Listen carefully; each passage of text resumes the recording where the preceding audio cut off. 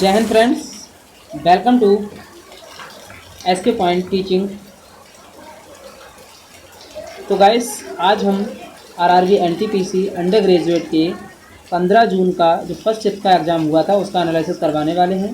तो हम देखते हैं कि आज किस तरीके के प्रश्न पूछे गए थे, क्या सबसे मुश्किल सवाल रहे, क्या सबसे आसान सवाल रहे, किस टॉपिक से कितने प्रश्न आए, इन सभी प्रश्नों पर हम चर्चा करने वाले हैं। तो गाइस, चलिए क्लास को स्टार्ट करते हैं देरी ना करते हुए। और अगर आप हमारे चैनल पर नए हैं तो हमारे चैनल को सब्सक्राइब कर लें और बेल आइकन को भी प्रेस कर लें, ठीक है। तो चलिए गाइस, चलते हैं पहले क्वेश्चन पर। तो आज का जो पहला क्वेश्चन है वो आपके सामने है। आज का पहला क्वेश्चन है कि भारतीय संविधान के किस अनुच्छेद के तहत भारत के राष्ट्रपति द्वारा किसी राज्य के उच्च न्यायालय यानी हाईकोर्ट के मुख्य न्यायाधीश की नियुक्ति की जाती है।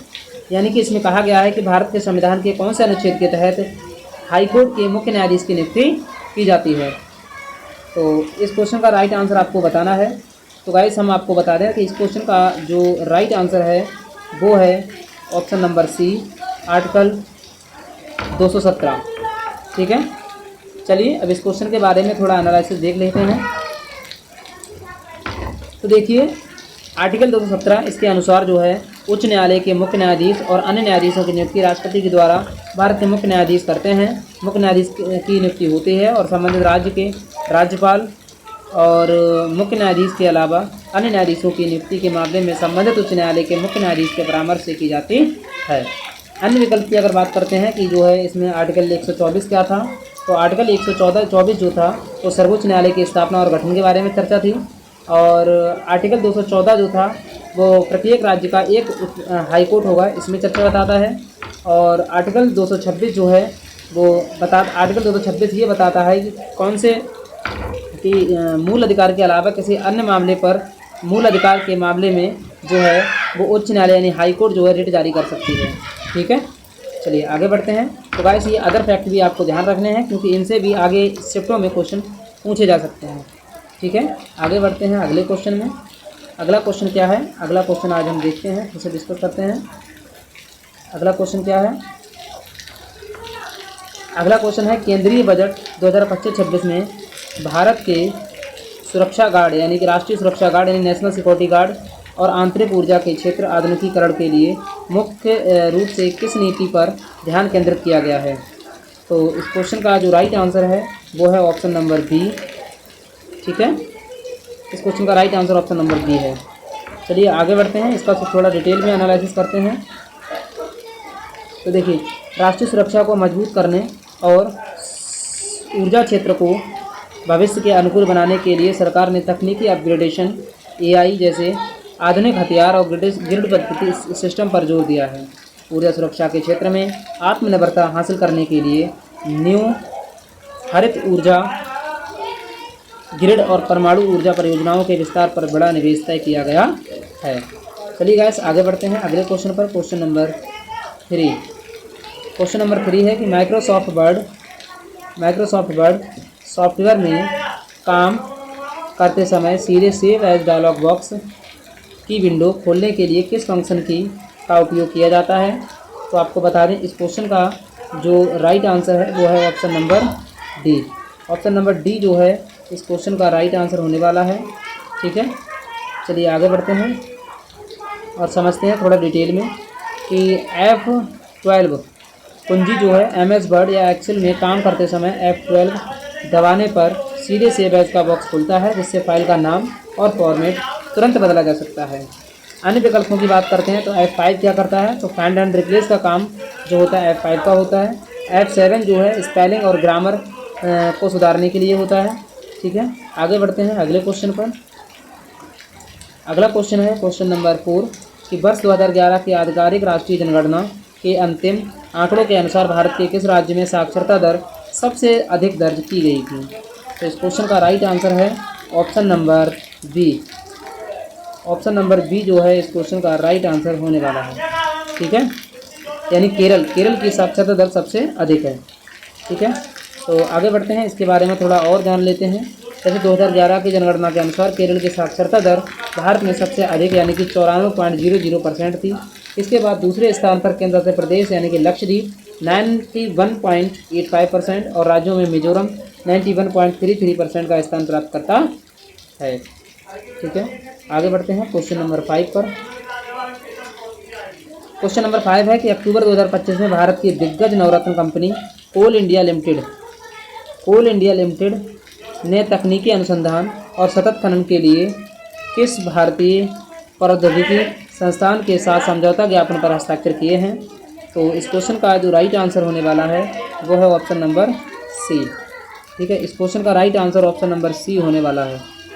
ठीक है, चलिए आगे बढ़ते हैं और इसकी डिटेल में थोड़ा एनालिसिस करते हैं। तो कोल इंडिया लिमिटेड ने खनन क्षेत्र में सुरक्षा बढ़ाने और आधुनिक तकनीकों में जैसे AI और ड्रोन का उपयोग करने और पर्यावरण अनुकूल टिकाऊ खनन पद्धतियों का विकास करने के लिए IIT धनबाद के साथ हाथ मिलाया है। चलिए आगे बढ़ते हैं अगले क्वेश्चन पर। अगला क्वेश्चन है रूस यूक्रेन युद्ध को समाप्त करने और वैश्विक शांति योजना का खाका तैयार करने हेतु आयोजित security over future London summit 2025 कहाँ आयोजित की गई थी, ये आपको बताना है।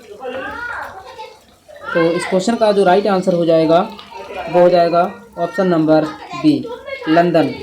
यानी लंदन यूनाइटेड किंगडम में जो है इसकी जो है बैठक करवाई गई थी। ठीक है, चलिए आगे बढ़ते हैं। आगे हम बात करते हैं कि जैसा कि समिट के नाम लंदन समिट 2025 से ही स्पष्ट है, इस वैश्विक शिखर सम्मेलन का आयोजन यूके की राजधानी लंदन में किया गया था। इसका मुख्य एजेंडा पूर्वी यूरोप में जारी संघर्ष को रोकना और एक ठोस वैश्विक शांति रणनीति तैयार करना था। ठीक है, चलिए आगे बढ़ते हैं अगले क्वेश्चन पर। और अगला क्वेश्चन है आज का कि खेलो इंडिया वाटर स्पोर्ट्स फेस्टिवल के पहले ऐतिहासिक संस्करण की अंतिम पदक तालिका में कौन सा राज्य शीर्ष स्थान पर रहा था? तो खेलो इंडिया वाटर स्पोर्ट्स फेस्टिवल में आपको बताना है। तो इस क्वेश्चन का जो राइट आंसर है वो है option number B, Madhya Pradesh. ठीक है, यानी मध्य प्रदेश जो है इसमें सबसे शीर्ष स्थान पर रहा है। ठीक है, खेलो इंडिया वाटर स्पोर्ट्स फेस्टिवल में। ठीक है, देखते हैं इसका कि मध्य प्रदेश सरकार द्वारा भोपाल और अन्य जल निकायों में स्थापित आधुनिक वाटर स्पोर्ट्स अकादमियों के बेहतरीन प्रदर्शन की बदौलत मध्य प्रदेश ने इस फेस्टिवल के पहले संस्करण में बड़ी सफलता हासिल की और पदक तालिका में शीर्ष स्थान प्राप्त किया। अगला क्वेश्चन है कि इतिहास और पुरातत्व में माइक्रोलिथ यानी छोटे पत्थरों के बारीक औजार निम्नलिखित में से किस काल की सबसे प्रमुख विशेषता है? तो इस क्वेश्चन का जो राइट आंसर है ऑप्शन नंबर बी है, मध्यपाषाण काल। ठीक है, मध्यपाषाण काल इस क्वेश्चन का राइट आंसर होने वाला है। चलिए थोड़ा डिटेल में समझते हैं इसको। देखिए, मध्यपाषाण काल, इस काल में मानव ने बहुत छोटे, नुकीले और बारीक पत्थरों के औजार बनाना शुरू किया जिन्हें माइक्रोलिथ कहा जाता था। इन छोटे पत्थरों को अक्सर लकड़ी या हड्डियों के हैंडल में फंसाकर भाले, तीर और दरांती जैसे उन्नत शिकार के हथियार बनाए जाते थे। ठीक है, उम्मीद करते हैं क्वेश्चन अच्छे से समझ में आ रहे होंगे और इसी तरीके के क्वेश्चन आपके अगली शिफ्टों में पूछे जा सकते हैं, इसीलिए वीडियो को पूरा देखें। अगला क्वेश्चन है क्वेश्चन नंबर 9 कि भारतीय संविधान का कौन सा विशिष्ट अनुच्छेद अधीनस्थ न्यायालयों, सबॉर्डिनेट कोर्ट्स पर संबंधित राज्य के उच्च न्यायालय यानी हाई कोर्ट के प्रशासनिक नियंत्रण से संबंधित है? यानी आपको यही बताना है कि भारतीय संविधान का कौन सा ऐसा विशिष्ट अनुच्छेद है जो अधीनस्थ न्यायालय, सबॉर्डिनेट कोर्ट्स पर संबंधित राज्य के हाई कोर्ट के प्रशासनिक नियंत्रण से संबंधित था। तो इस क्वेश्चन का जो राइट आंसर होने वाला है वो है ऑप्शन नंबर डी, आर्टिकल 235। ठीक है, चलिए इसे डिटेल में समझते हैं। इसमें कहा गया है 235 में है कि यह अनुच्छेद स्पष्ट करता है कि जिला न्यायालयों और उनके अधीनस्थ अन्य न्यायालयों पर नियंत्रण जिसमें राज्य की न्यायिक सेवा के व्यक्तियों की पोस्टिंग, पदोन्नति, छुट्टी देना शामिल है, संबंधित उच्च न्यायालय में निहित होगा।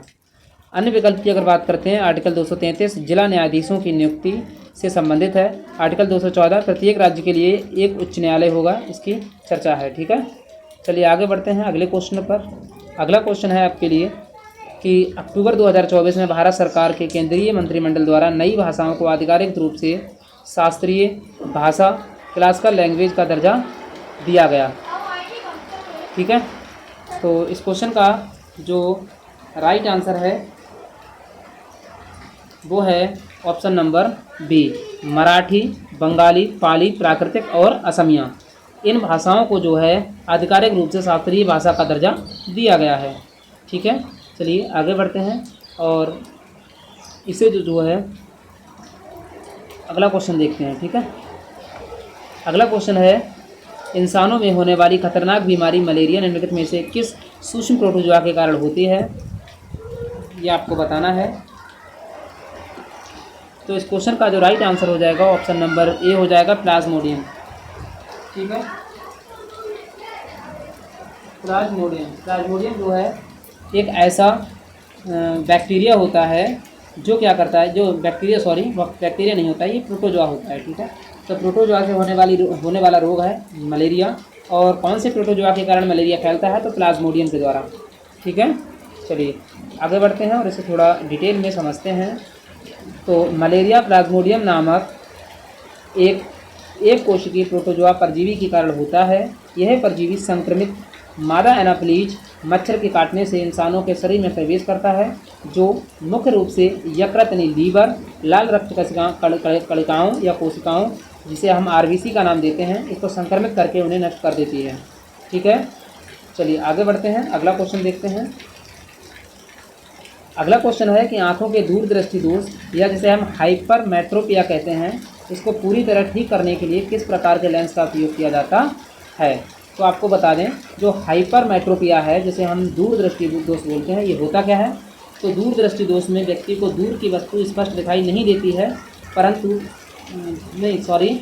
दूरदृष्टि दोष में व्यक्ति को दूर की वस्तु तो स्पष्ट दिखाई देती है, परंतु पास की वस्तु स्पष्ट दिखाई नहीं देती है। इसे बोलते हैं दूरदृष्टि दोष। और दूरदृष्टि दोष से पीड़ित व्यक्ति को उत्तल लेंस का उपयोग करना चाहिए, जिससे उसे स्पष्ट दिखाई दे सकें। ठीक है, ऑप्शन नंबर बी इस क्वेश्चन का राइट आंसर होगा। चलिए आगे बढ़ते हैं और इसे पूरा डिटेल में समझते हैं। तो हाइपरमेट्रोपिया जैसे दूरदृष्टि दोष बोलते हैं, इसमें व्यक्ति को दूर की वस्तुएं तो स्पष्ट दिखाई देती हैं, लेकिन पास की वस्तुएं धुंधली दिखाई देती हैं, क्योंकि प्रकाश की किरणें रेटिना पर केंद्रित न होकर उसके पीछे फोकस हो जाती हैं। ठीक है, इस दोष को दूर करने के लिए चश्मे में उत्तल लेंस का प्रयोग किया जाता है, जो प्रकाश की किरणों को मोड़कर ठीक रेटिना पर केंद्रित कर देता है। निकट दृष्टि दोष के लिए अवतल लेंस का उपयोग किया जाता है। चलिए बढ़ते हैं अगले क्वेश्चन पर। अगला क्वेश्चन है आज का कि गुजरात में स्थित प्राचीन सिंधु घाटी सभ्यता का प्रसिद्ध स्थल धौलावीरा मुख्य रूप से अपनी किस अद्वितीय तकनीकी विशेषता के लिए जाना जाता है। और ये क्वेश्चन पिछली बार भी पूछा गया था, तो आपको बता दें, जो धौलावीरा था ये किसके लिए जाना जाता था। तो धौलावीरा जो है वो उन्नत जल प्रबंधन और संरक्षण प्रणाली के लिए जाना जाता था, यानी कि advanced water management and reservoirs के लिए जाना जाता है। ठीक है, तो इस क्वेश्चन का right answer option number B होने वाला है, बी। ठीक है, चलिए आगे बढ़ते हैं फ्रेंड्स और इसे सही से समझते हैं। तो कच्छ के रण में स्थित धौलावीरा अपने समय की सबसे बेहतरीन उन्नत जल संरक्षण प्रणाली के लिए दुनिया भर में प्रसिद्ध है। यहाँ के प्राचीन इंजीनियरों ने पहाड़ों से आने वाले पानी को रोकने के लिए विशाल चट्टानी जलाशयों और बांधों का एक अद्भुत नेटवर्क तैयार किया था।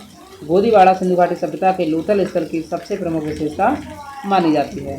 आगे बढ़ते हैं क्वेश्चन नंबर 5 की ओर। क्वेश्चन नंबर 5 है कि महात्मा गांधी और तत्कालीन वायसराय लॉर्ड इरविन के समय सघना अवज्ञा आंदोलन को रोकने के लिए प्रसिद्ध गांधी इरविन समझौता किस वर्ष हुआ था। तो ये क्वेश्चन जनरली हर बच्चे को याद होगा। तो आपको बता दें, जो गांधी इरविन समझौता जो है ये हमारा कब हुआ था। तो ये 5 मार्च 1931 को हुआ था। ठीक है, गांधी इरविन समझौता। इस क्वेश्चन का right answer option number D होना चाहिए, बी। ठीक है, चलिए आगे बढ़ते हैं और अगला क्वेश्चन देखते हैं और इसे पहले डिटेल में समझ लेते हैं।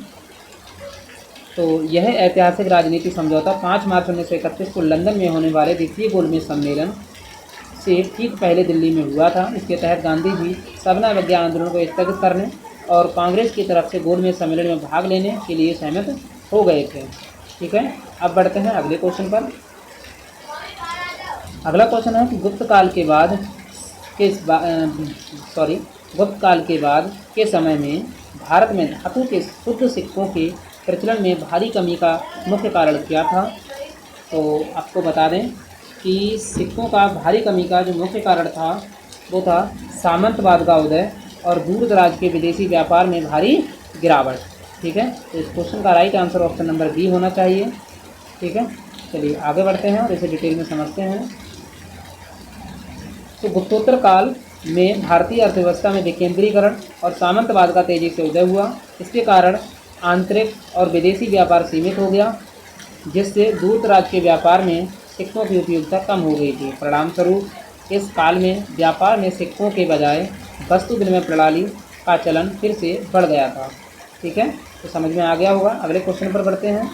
अगला क्वेश्चन है कि भारत के पश्चिमी और पूर्वी तटीय मैदानों जैसे हम कोकण तट, मालाबार तट और कोरोमंडल तट को उत्तर से दक्षिण की सही भौगोलिक दिशा में बस करना है, हम लोगों को करना है उत्तर से दक्षिण की दिशा में। ठीक है, तो उत्तर से दक्षिण की दिशा में हमें जो है पश्चिमी और पूर्वी तटीय मैदानों को जो है सही क्रम में लगाना है। ठीक है, तो देखिए इस क्वेश्चन का जो राइट आंसर हो जाएगा वो हो जाएगा ऑप्शन नंबर सी, यानी इसमें सबसे पहले कोंकण तट आएगा, उसके बाद मालाबार तट, उसके बाद कोरोमंडल तट। ठीक है, तो इस क्वेश्चन का right answer option number C होगा। चलिए आगे बढ़ते हैं फ्रेंड्स और इसे डिटेल में समझते हैं। कोंकण तट जो है यह पश्चिमी तट का उत्तरी हिस्सा है। पश्चिमी तट का उत्तरी हिस्सा है जो महाराष्ट्र और गोवा में पाया जाता है। उसके बाद देखते हैं मालाबार तट। यह पश्चिमी तट के सुदूर दक्षिण की ओर बढ़ते हुए केरल राज्य के हिस्से में आता है। कोरोमंडल तट यह भारत का पूर्वी तटीय मैदान है जो मुख्य रूप से तमिलनाडु और आंध्र प्रदेश के तटीय हिस्सों में विस्तृत है। अतः उत्तर से दक्षिण की ओर बढ़ते हुए सही क्रम कोंकण तट जिसे हम बोलते हैं मालाबार तट या कोरोमंडल तट है। ठीक है, चलिए आगे बढ़ते हैं और आज का 8वां क्वेश्चन देखते हैं, मतलब कि 18वां लगभग 16वां क्वेश्चन ये होना चाहिए। ठीक है, तो भारतीय संविधान के अनुच्छेद 76 के तहत देश के किस सर्वोच्च कानूनी पद की स्थापना का प्रावधान किया गया है? तो आपको बता दें कि आर्टिकल 76 जो है भारत के अटॉर्नी जनरल की बात करता है। अटॉर्नी जनरल की बात करता है, यानी कि भारत के महान्यायवादी की चर्चा करता है। तो ऑप्शन नंबर बी जो है इस क्वेश्चन का राइट आंसर होने वाला है। ठीक है, इसकी अगर हम बात करते हैं तो इसके तहत भारत के राष्ट्रपति द्वारा भारत के महान्यायवादी अटॉर्नी जनरल की नियुक्ति की जाती है। वह देश का सर्वोच्च कानूनी अधिकारी होता है जो मुख्य कानूनी मामलों पर भारत सरकार को सलाह देता है और न्यायालयों में सरकार का प्रतिनिधित्व करता है। ठीक है, आगे बढ़ते हैं आज के अगले क्वेश्चन पर और आज का लास्ट क्वेश्चन है। ठीक है, भारत में लोकतांत्रिक विकेंद्रीकरण के लिए बलवंत राय मेहता समिति ने पंचायती राज की कितने स्तरीय प्रणाली की सिफारिश की थी? तो बलवंत राय मेहता समिति ने, मैं आपको बता दूं तो 13 स्तरीय की बात की थी, यानी ऑप्शन नंबर बी जो है इस क्वेश्चन का राइट आंसर होने वाला है। ठीक है, 13 स्तरीय पंचायत की बात की थी। ठीक है, तो 13 स्तरीय पंचायत की बात की थी। इस क्वेश्चन का right answer option number B है। और इसमें जो है 3 स्तरीय कौन कौन सी थी और ये बलवंत राय मेहता समिति कब आई थी? तो 1957 में गठित बलवंत राय मेहता समिति ने भारत में मजबूत स्थानीय स्वशासन के लिए त्रिस्तरीय पंचायती राज व्यवस्था की सिफारिश की थी। इसमें सबसे नीचे स्तर पर थी ग्राम पंचायत, और जिसमें ग्राम स्तर आता था, ब्लॉक स्तर पर था पंचायत समिति, और जिला स्तर पर था जिला परिषद। ठीक है, तो गाइस आज के ये क्वेश्चन यहीं पर समाप्त होते हैं। मुझे इतने ही क्वेश्चन मिल पाए थे और इन क्वेश्चन का एनालाइज मैंने बहुत ही ढंग से करवाया है। आप विश्वास मानिए, आपको जो एकदम सटीक आंसर दिया गया है। ठीक है, तो गाइस इसी तरीके की वीडियो पाने के लिए हमारे चैनल को सब्सक्राइब कर लें और आगे की बातें जो है अगली क्लास में करेंगे। आज के लिए इतना ही, मिलते हैं नेक्स्ट वीडियो में। धन्यवाद।